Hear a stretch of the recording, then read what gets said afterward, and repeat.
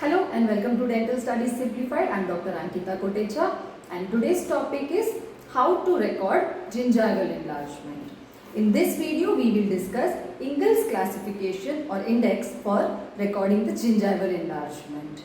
Basically the armamentarium required and the index. These two are the subheadings of this topic for today's video.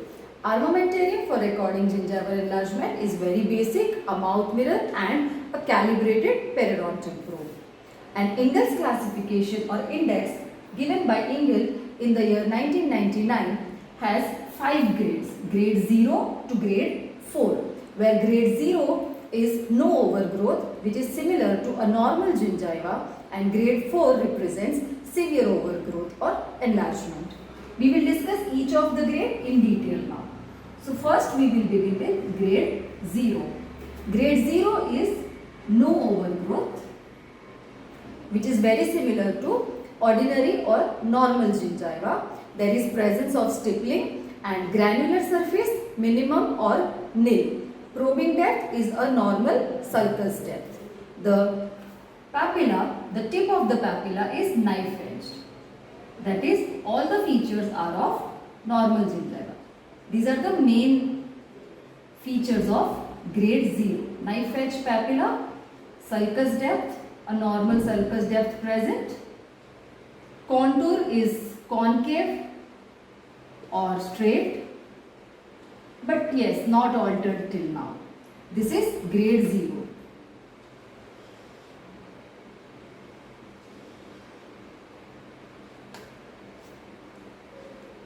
This is the grade 0 enlargement. Stippling, and notice the knife edge papilla. The tip of the papilla towards the occlusal or the incisal surface is the tip of the papilla, which is knife edged.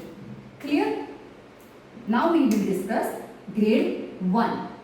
Simultaneously we will differentiate each grades.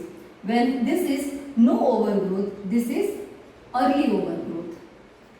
So here there was no overgrowth in terms of both size, that is dimensions, or density. Whereas here early overgrowth, there is appreciation of overgrowth due to density and not yet size. The dimensions are not altered yet. Only the density is appreciated and hence early overgrowth.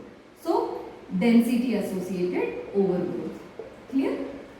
The papilla here becomes round. This is the first difference. Round papilla tip.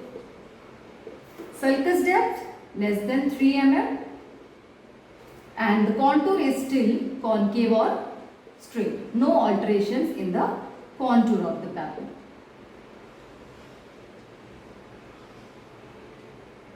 So here the enlargement looks like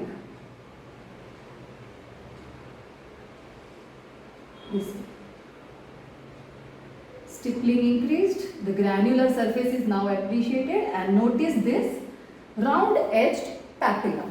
This is grade 1 enlargement. Early overgrowth, no increase in the dimensions but increase in the density, the thickness of the gingiva, and hence the papillary changes. The changes begins in the papilla, and hence it is appreciated in the tip of the papilla, in contrast to grade 0, which had a perfect knife edged papilla tip. Here it is become now round edged.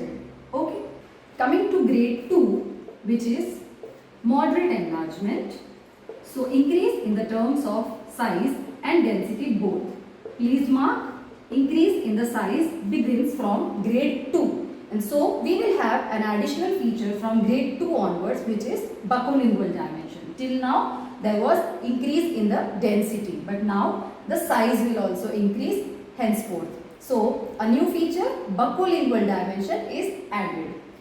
Talking about the papilla, of course it will be enlarged and so somewhat retractable.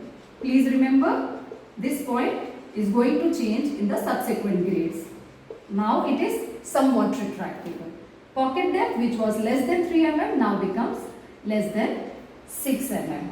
And the contour is still unaltered, straight or concave. And the buccolingual dimension is up to 2 mm.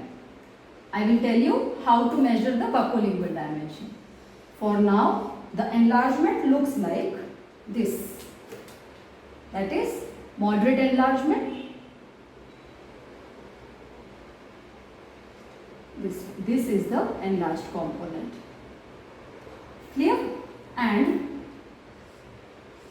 if this is the enlargement, then the buccolingual dimension is measured from the tip of the enlargement outwardly. So this dimension, and not from any other point, it is from the tip and outwardly. So this linear dimension from the level of the tip of the papilla or the enlarged papilla is the buccolingual dimension, which is up to 2 mm in grade 2. Clear? How to measure the buccolingual dimension? Moving on to grade 3, which is marked enlargement. 0 is no enlargement, 1 is early, 2 is moderate and 3 is marked.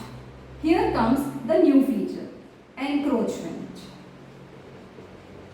Encroachment over the clinical crown.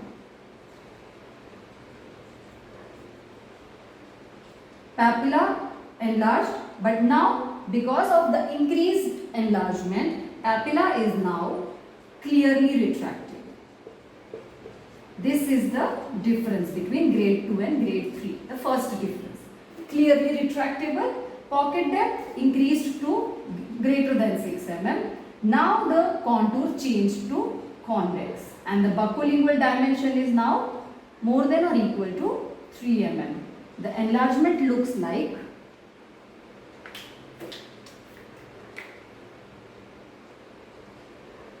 this. This is the enlargement. Clear? And the buccolingual dimension of this enlargement is now changed from less than or equal to 2 mm to more than or equal to 3 mm. Coming to the last grade, that is grade 4, which is severe enlargement. Hardly any differences between grade 3 and grade 4, but there is one major difference, that is the degree of encroachment. Here in grade 3, encroachment has just begun. Here the encroachment over larger portion or larger percentage of the tooth or clinical crown. This is one major difference between grade 3 and grade 4. How to differentiate grade 3 and grade 4 is the degree or the level of encroachment. The other features are similar to grade 3, that is a clearly retractable papilla, probing depth greater than 6 mm, convex contour and greater than 3 mm buccolingual dimension.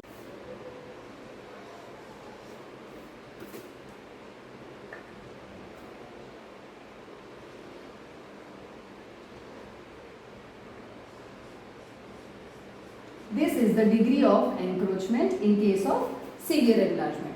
This much or even greater than this. Sometimes there are cases reported that covers the entire clinical crown. That is grade 4 enlargement. A quick summary and simultaneously highlighting the differences between each grade.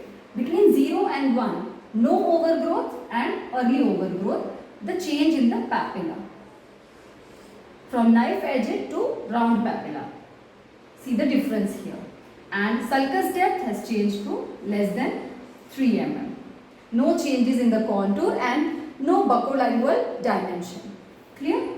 Between grade 1 and grade 2, we have early overgrowth and moderate overgrowth. So, till now there was change in the density. Now, there is a change in the size as well. And so, we have buccolingual dimension that is measured from the tip of the papilla outwardly. That dimension is buccolingual dimension, which is less than or equal to 2 mm in grade 2. Apart from buccolingual dimension, the other differences between grade 1 and grade 2 are enlargement of the papilla. So now the papilla is somewhat retractable and the probing depth has changed from less than 3 mm to less than 6 mm. No changes in the contour yet. Now the differences between grade 2 and grade 3. Moderate enlargement and marked enlargement. Both increase in the size and density, but with grade 3 now begins encroachment over the clinical crown. It has begun. So now the papilla is clearly retractable and the pocket depth or probing depth has increased from less than 6 mm to greater than 6 mm, and here begins the alteration in the contour. It has become convex now, and the buccolingual dimension has changed from less than or equal to 2 mm to greater than or equal to 3 mm as appreciated in the diagram. The convex contour increase in the size of the papilla, which will be clearly retractable. Probing depth increase due to increase in the degree of enlargement, which is encroaching the clinical crown. We can appreciate from this diagram, it has begun to encroach the clinical crown, that is coronal migration of the gingival margin. And between grade 3 and grade 4, one major difference, that is encroachment over the larger portion of the clinical crown. The difference between the 2 degrees can see in the terms of encroachment over the clinical crown. A larger degree or percentage of the clinical portion of the crown, that is clinical crown, is covered by the enlargement. This completes the grading, the index given by Engel in the year 1999 for recording gingival enlargement. One important point I would like to clarify here, please do not go by these probing depths and give your diagnosis as periodontitis, because these are not true pockets. Periodontitis is a disease associated with true pockets, and true pockets are characterized by loss of attachment, that is apical migration of the attachment level. I have already cleared this point in my video on probing depth versus clinical attachment level or loss. Here the probing depths are pseudo pockets or a pseudo component of combined pockets. Combined pocket means which has both true pocket component and pseudo pocket component. So the enlargement usually comprises of pseudo pockets, but if there is some amount of attachment loss, then they are combined pockets, but they are never true pockets. So the component of the probing depth associated with loss of attachment, that is due to the apical migration of the attachment level, that component is true pocket, but the probing depth which is contributed by coronal migration of the gingival margin and not associated with attachment level or attachment loss, then that is pseudo pocket, and if both the components are present, it is a combined pocket. So gingival enlargement is usually comprised of pseudo pockets or at max combined pockets, but never true pockets. So based on these pocket depths or probing depths, our diagnosis should not be periodontitis according to the latest classification of periodontal diseases 2017, which has dropped the terminologies chronic and aggressive periodontitis, and that is why I am repeating the diagnosis as periodontitis. It should not be periodontitis because of the probing depths. These are pseudo pockets. They are due to coronal migration of the gingival margin and are not associated with attachment loss or apical migration of the attachment level. I hope the grading is clear and this particular point of probing depth is clear to you all. But if you still have any doubts or queries, feel free to ask me in the comment section below or mail me at my email ID dentalstudiessimplified@gmail.com. Thank you for watching and listening to me. Study well, have a good day, stay safe.